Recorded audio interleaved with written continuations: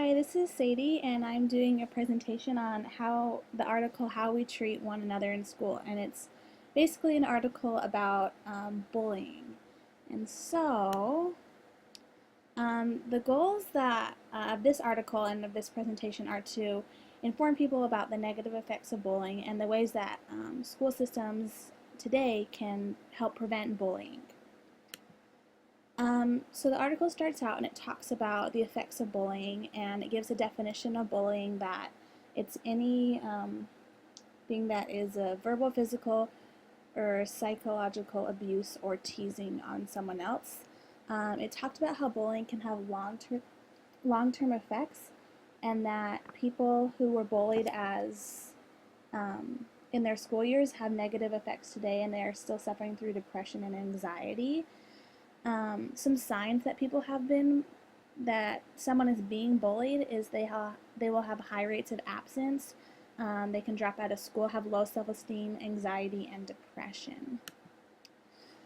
So the article talks about a survey that they did to basically see how bullying is affecting schools today.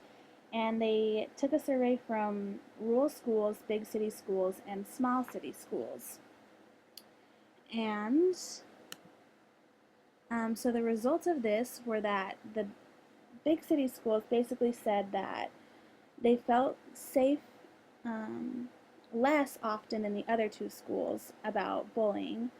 Rural schools admitted that bullying was a serious problem, and in small city schools, girls said that they experienced relationship bullying more than the boys in small city schools. The different locations of bullying were the school hallways for all three schools. They said that that was the most common place to find bullying.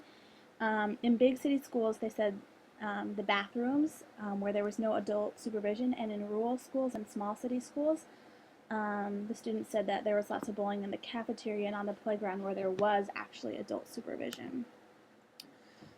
Reasons for bullying, from all the schools, they said that students were likely to get bullied if they were different in any way. For example, if anyone was overweight, or if they dressed different, or they looked or acted different in any way, then they were likely to get bullied. Students' reaction to bullying at both schools, they said that if they were being bullied, they would probably walk away was one, say mean things back or hit back, so in some way retaliate or tell the bully to stop. The least common response to bullying would be to tell a teacher.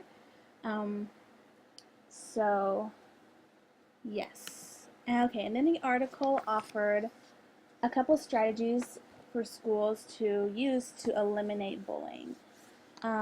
They are conduct an assessment, implement an anti-bullying policy, train all school employees, help the bullied and bullies, recognize and name all forms of bullying, and reclaim goodness. And I'm just going to go through these one at a time and kind of explain what they mean. So conduct an assessment is basically the schools need to identify where, when, and how students are experiencing bullying, the different types of bullying, and the magnitude of it. And basically the thing that they were talking about in the article was that not one size fits all kind of a thing, so you can't have the same approach to bullying at every single school. Every school needs to see where the bullying problems are for them at their school. Okay, the second one is implement an anti-bullying policy. So basically, you need to have an effective policy that should be developed through collaboration among students, teachers, parents, and administrators.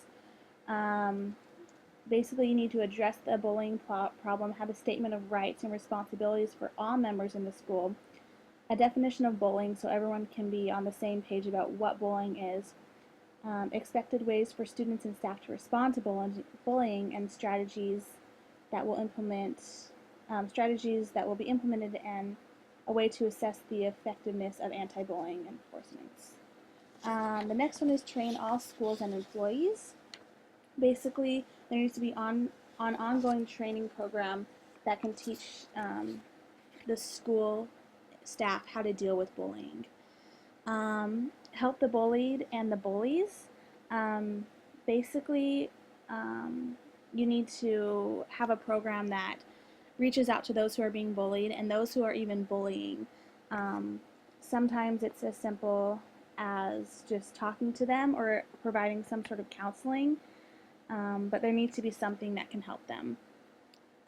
Recognize all names and all forms of bullying. So um, basically, teachers need to be aware of what's going on with their students, such as things of cliques and friendships. They need to recognize the subtle signs of bullying so that they can prevent them.